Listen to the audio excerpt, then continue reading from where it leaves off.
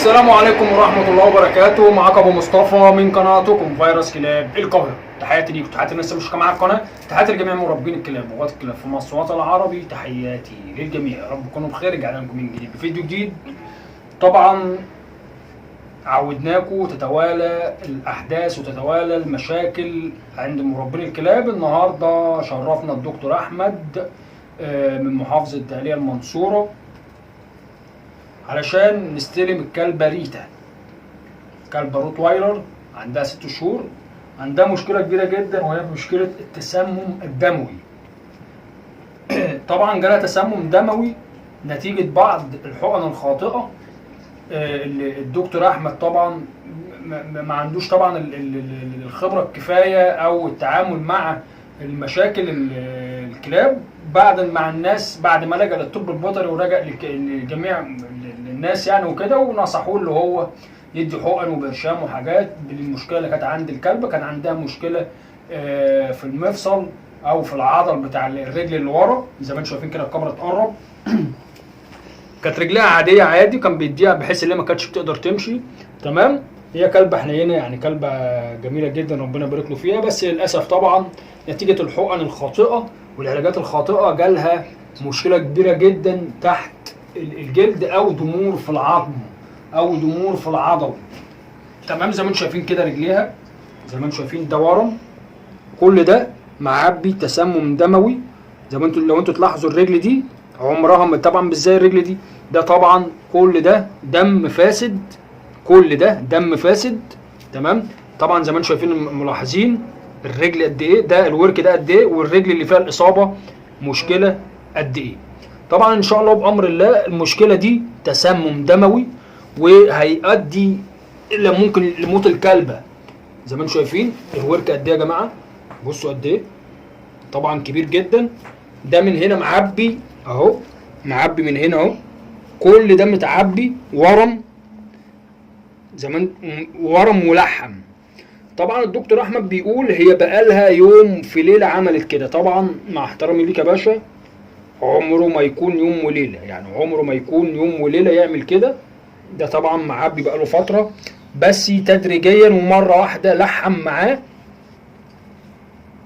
حتى ده كده فاسد، دم فاسد جوه خالص هنا اهو، تحس ان انت بتدوس على سفنج. حتى بيعمل ازاز معاك، يعني بيعمل ازاز معاك اللي هو خلاص بقى ده من غير ما نفتح ريحه الورك او ريحه الكلبه كريهه. طبعا مشكله زي دي، هو الدم لحم زي ما انتم شايفين كده اهو، حتى في قاع الرجل من ورا، في قاع الرجل من تحت لحم زي ما انتم شايفين، لحم يعني تكتل. طبعا الكتل دي ما ينفعش اللي انا دلوقتي اقوم فاتح، لاني مفيش مكان مبزز معاه اللي انا افتح اصر منه التسمم ده. تمام، او المشكله اللي حصلت دي، او خراج العضل ده، او خراج تحت الجلد ده، او الخراج في العظم ده، او الالتهاب في العظم، او ضمور في العظم، كل دي مسميات التسمم الدموي. طب المشكله دي نعمل فيها ايه؟ لو انا وقفت وسبت الكلبه كده مع نفسها، اللي هي الضمور دي تجمع وتطرى معايا، او اللحم ده يطرى معايا ويرجع ويشتغل ميه تاني، لا مش هيشتغل. ليه؟ لانه هو اصلا كان ميه بقى ضمور، تمام، في العظم او في العضل، خلاص لحم معايا نتيجه كثره السموم. طب هنعمل فيها ايه؟ هندي لمده 3 ايام جرعات مكثفه عباره عن محاليل في الوريد، اللي هو بقى جلوكوز ورنجر وملح على حسب ما احنا هنشتغل الثقافه بتاعتنا، مع مضاد حيوي شديد جدا، مع مضاد التهاب شديد جدا، مع سيوله، مع حاجات لسيوله الدم، مع حاجات تطهر المعده بحيث حاجات تسمم، حاجات مضاده للسموم، كل ده وحاجات مطهرات للجسم، كل ده علشان نحجب الميكروب ما نخلوش يزيد وما نخلوش يلحم تاني. لا احنا عايزينه بقى التلحم ده اللي حصل ده في الضمور في العضله دي، ده اسمه ضمور في العضله. طبعا اللي حصل ده عاوزينه يفك، يبتدي يرجع يبقى ميه تاني او يبقى دم تاني، بحيث لما افتح بمشرط او ما افتح باي حاجه ينزل لي السائل ده ونطهر الميكروب من العضل ونطهر الميكروب من الجسم. طيب ما ينفعش منعا باتا ان انا افتح كده، يبقى انا كده بخيط او بقطع في جلد الكلب بالاونطه، لان ده زي ما قلت لحضراتكم ده كده يعتبر خلاص هو لحم وعمل جوه لحام شديد جدا في العضله وعمل جلد، خلاص ما ينفعش ان انا افتح، ما فيش مكان، برغم ان هنا مقزز لي جامد، هنا مقزز جامد، بس طبعا زي ما قلت لحضراتكم وهنا مقزز برضه هنا اهو، ده مقزز يعني كده معنى الميكروب امتلك جسم الكلب. ما دام مقزز وبقى عامل زي السفنج يبقى كده الميكروب امتلك جسم الكلب.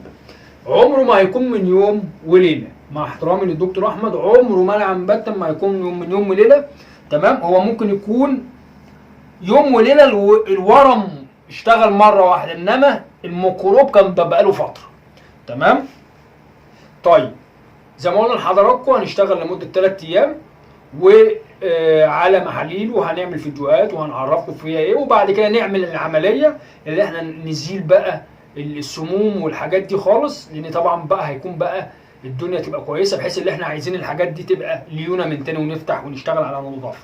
وبعد ال3 ايام هنشتغل اليوم الرابع العمليه ان شاء الله بامر الله، وبعد اليوم الرابع في اللي هو بتاع يوم العمليه بعد ما ننظف ونعمل كل حاجه هنشتغل لمده اسبوع او من 3-4 ايام لاسبوع على محاليل تاني، فيتامينات وبرده مضادات حيويه وحاجات، بحيث ان احنا نقضي على الميكروب تماما، ونبتدي بقى الكلبه ان شاء الله ترجع لايه طبيعتها وتبتدي تمشي ان شاء الله.